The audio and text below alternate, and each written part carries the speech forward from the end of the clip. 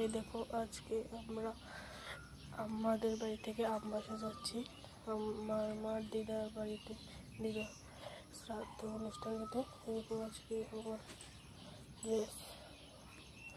তাহলে চলো এরপরে গাড়িতে গিয়ে দেখা হচ্ছে তোমাদের সঙ্গে।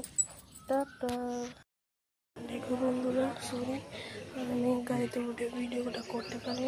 এগুলো স্টেশন এসে পড়ছি, তো একটু করে ট্রেন এসে পড়বে।